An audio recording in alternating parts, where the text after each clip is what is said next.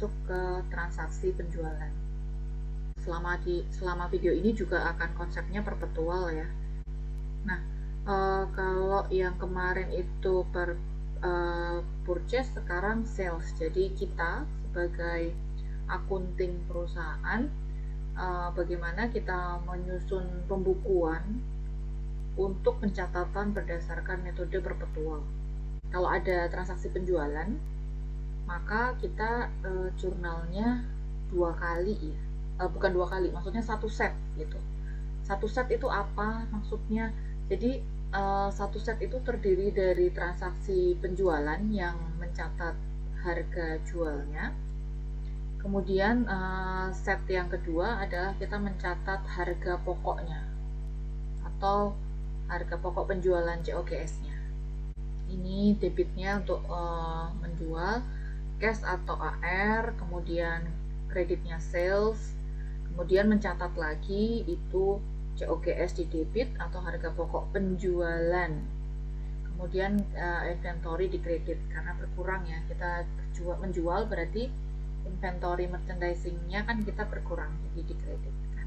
Jadi ceritanya tanggal 4 Mei kita menjual 3.800 euro kepada Sauk Stereo on account, jadi AR ya, piutang.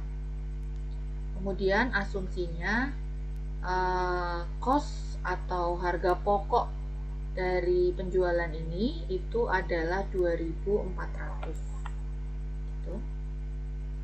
Maka di sini jurnalnya ini jadi 1 set, kalian menjurnal dulu account receivable ya, on account di sini. Account receivable-nya 3.800, sales-nya di kredit, kemudian untuk cost of goods sold-nya di debit 2.400, kemudian inventory-nya 2.400 berkurang.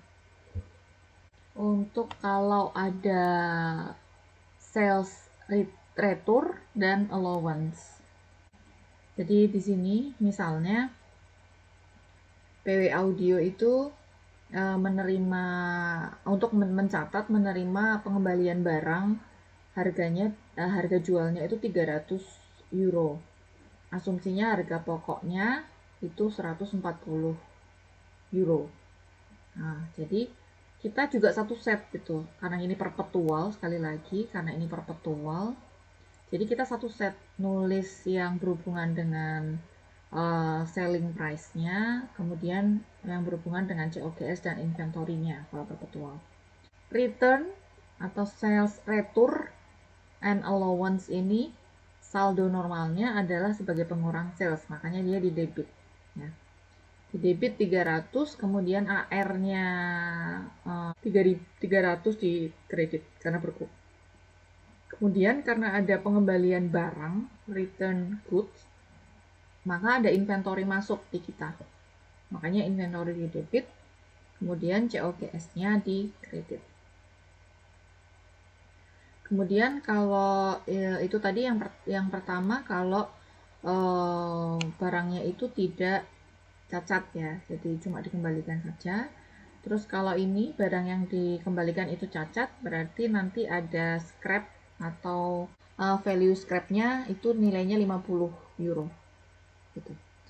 Maka di sini nanti teman-teman menjurnalkannya juga 1 set. Ada pengurangan atas AR, kemudian debitnya sales return and allowance 300. Nah, inventory-nya masuk 50. Inventory ini kalau mau dipanjangin lagi bukan inventory bukan merchandising inventory ya, tapi scrap inventory seperti itu. Cuma ini di buku teman-teman dijadikan satu gitu, dijadikan satu akun inventory gitu, biar nggak bingung. Kita namanya sales itu kan juga biasanya memberikan diskon untuk pembayaran kalau customer kita bayar pada termin yang ditentukan ya. Jadi ini seperti teman-teman tahu bahwa saldo normal untuk sales itu kan di kredit ya. Dia ditulis di kredit nih 3.800 euro. Kemudian pada saat terjadi sales return maka dia akan berada di sebelah debit, kurang. Kemudian ada sales discount, itu juga di debit, akun kontranya. Nah, maka kalau ditanya berapa penjualan net sale-nya atau penjualan bersihnya, ya tinggal dikurangkan saja.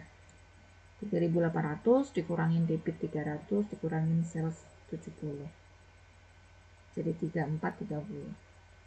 Nah, ini contoh untuk recording discount, sales discount. Jadi misalnya customer kita itu karena tadi sudah mengembalikan retur barang 300 dari total invoice 3.800, jadi kan nilai sisanya adalah nilai sisa piutang kita itu adalah 3.500. Jadi sisa ini kita hitung dia mau bayar tanggal 14, berarti masih dapat diskon 2% ya. 2% dari total sisa AR. Jadi tinggal dikalikan 3.500 kali 2% 70 euro. Jadi kalau untuk kita sebagai supplier itu debitnya cash karena kita terima uang ya. Terima uang sebesar 3430. Kemudian sales discount itu posisinya di debit ya, sebagai akun kontra dari sale 70 dan AR-nya dia 3.500. Seperti itu untuk sales-nya. Jadi mudah-mudahan teman-teman mendapat gambaran bagaimana mencatat sales pada perusahaan merchandise.